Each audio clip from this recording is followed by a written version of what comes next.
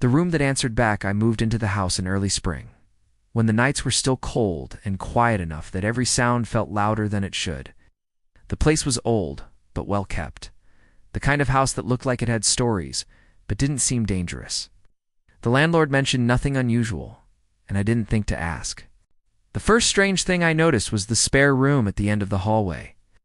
It was always colder than the rest of the house. No matter how high I turned the heat, that room stayed cold, like the air inside it never fully mixed with the rest of the building. I assumed it was poor insulation.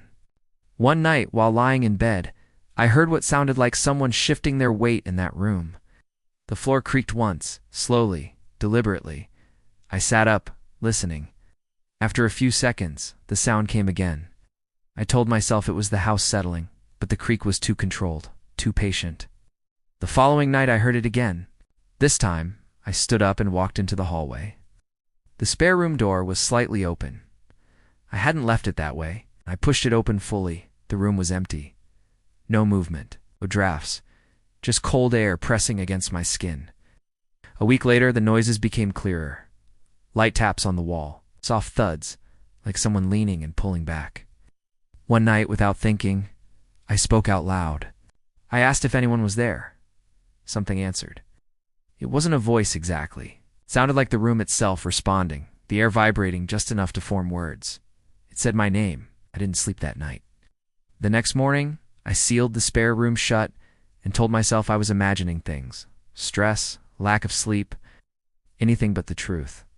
But every night after that, the cold spread further down the hallway. Sometimes, just before falling asleep, I would hear the faint sound of breathing coming from the other side of the wall.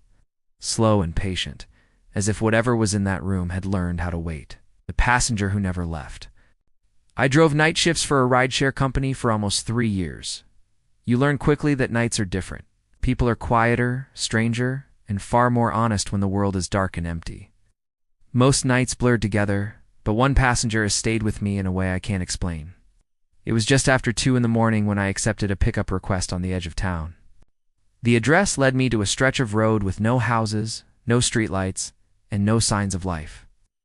I almost canceled, assuming it was a mistake, until I saw someone standing on the shoulder of the road.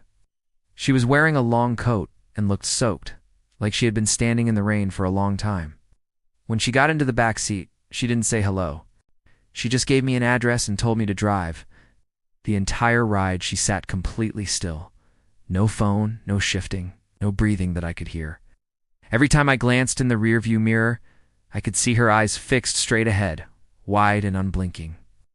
About halfway to the destination, I realized something was wrong. The inside of the car had become cold, so cold my breath was starting to fog the windshield.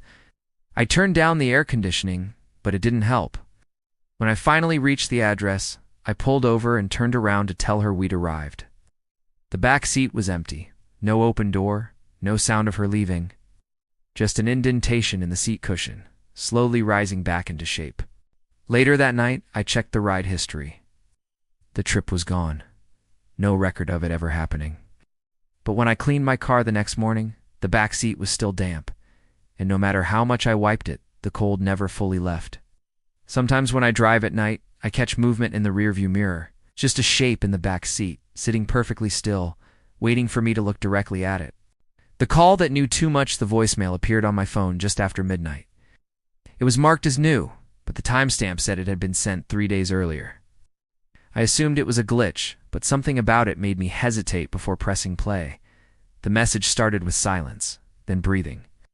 Slow, controlled breathing that sounded too close to the microphone. I was about to hang up when a voice spoke my name. It's not my nickname, not my shortened name. It's my full name, spoken carefully, like whoever was speaking didn't want to make a mistake. The voice told me not to leave my apartment the next morning. It said something bad would happen if I did.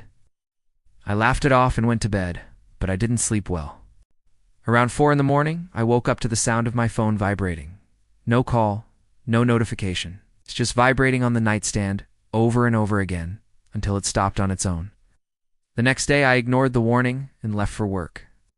When I got back that evening, the police were in my hallway. They told me there had been a break-in attempt in my building that morning. The apartment door directly across from mine had been forced open. The tenant inside didn't survive. That night, I listened to the voicemail again. This time, the message continued.